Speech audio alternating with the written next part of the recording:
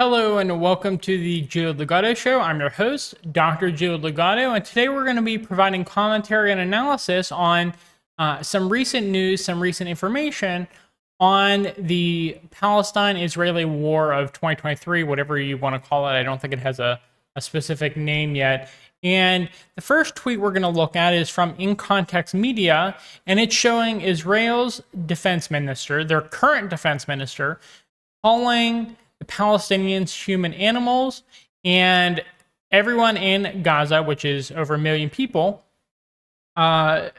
he's saying that I've ordered a complete siege on the Gaza Strip.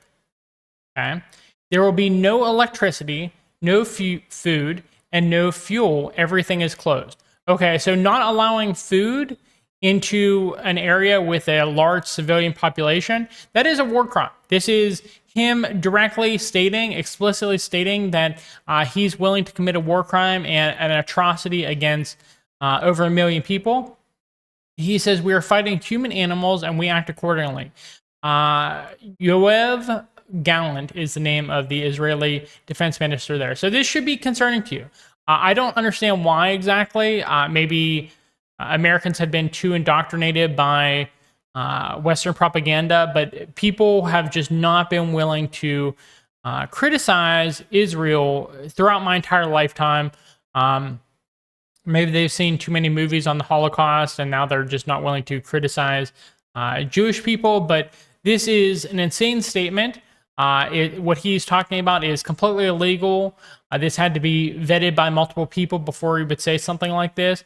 And they're just going to starve out over 1 million people. And for some reason, Western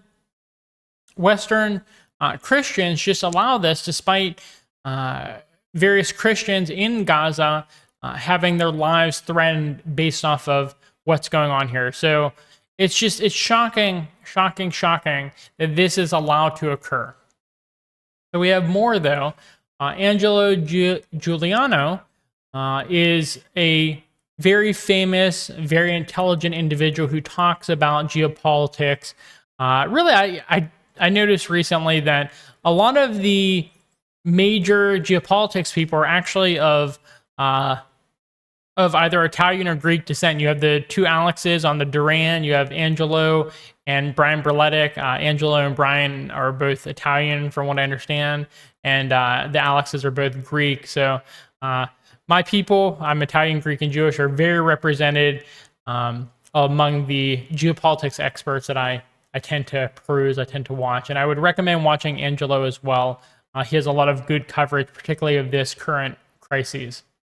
And Angelo here is talking about how want to know the real story about the children being held in cages. So within recent days, people have been saying that Hamas is keeping Israeli children in cages. They've shown some pictures, some videos, and what they found is that that's been completely debunked, and actually it's the complete opposite. They were in fact Palestinian children that were held in cages by the Israeli army in Hebron 5 years ago. And the funny thing is, genetically, Israelis and Palestinians are very similar. They're like second cousins to each other. And so you can't really tell them apart to a large extent. And so you see that this type of thing tends to happen very frequently. I saw another tweet about how Israeli security forces opened fire on each other because they thought they each thought the other was the Palestinians.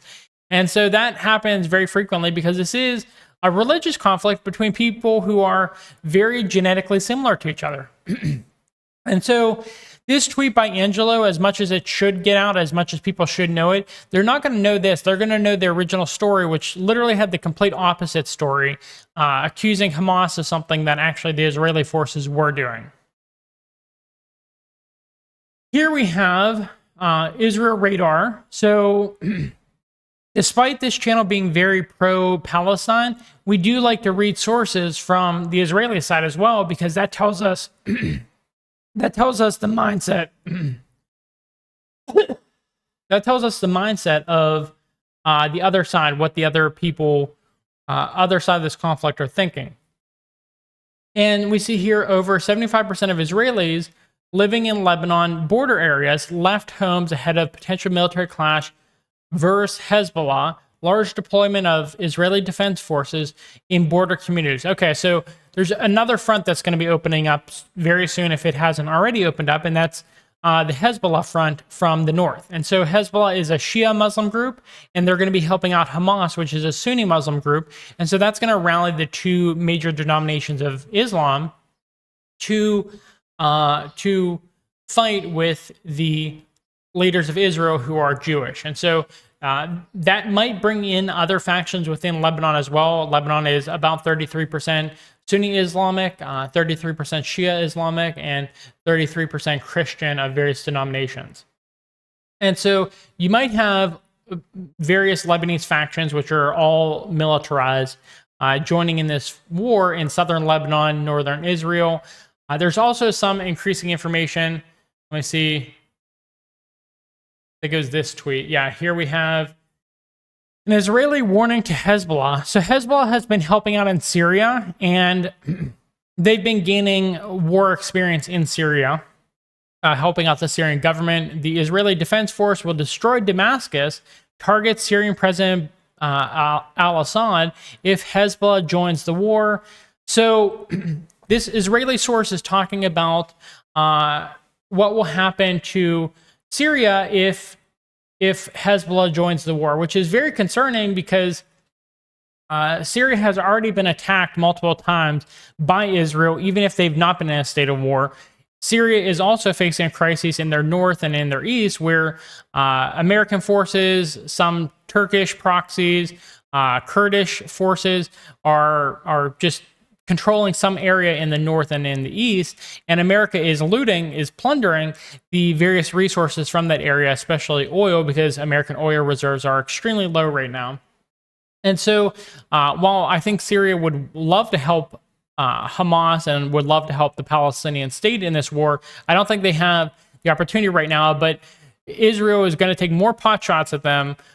Israel has been bombing Damascus on a very regular basis for years now, so that's not particularly surprising. It's a little bit surprising that if Hezbollah attacks Israel, then Israel is going to respond by attacking Syria.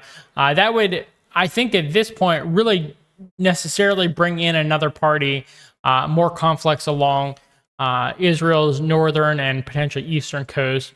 And you also hear about things like Jordanian, Palestinian refugees within Jordan crossing the border and fighting the conflict on another side. So that's opening up other fronts in this potential conflict. I should mention also in this tweet, it says U.S. warships will support Israel in war. The message was relayed via France. So United States might be getting involved as well, which I don't understand why they would. It has nothing to do with the United States, but United States is controlled by a lot of money from very wealthy individuals who are pro-Israel, who are Zionists. So that's just the state of the world right now. We see this, I believe this is the last tweet I'll be going over here. We see this tweet from Israel Radar again on tentative agreement reached on Israeli emergency government. Finalized deal expected tomorrow. The ex-defense minister Gantz will be joining National Unity Government and War Cabinet, report says. So I've been talking about how I believe that this attack was intended to rally support for the government, to create a cohesive government when Israel was losing cohesion, and that seems to be exactly what's happening. And so earlier suspicions, I have other videos that are either out or coming out on how Egypt warned Israel of this impending attack, and Israel did nothing. This is leading me to believe that my original predictions were correct, that Israel had at least some knowledge of what's going on, maybe not the severity of it, but some knowledge of what was going to be going on, and they allowed it to occur in order to build a more cohesive society, because attacks on your society typically lead to greater cohesion among the people within your society. So, as I suspected, seems to be what's occurring. So thank you for watching another riveting episode of the Dr. Joe Ligato Show. I hope you have a good rest of your day. Please like this video, subscribe to our channel, and leave a comment in the comment box. Bye.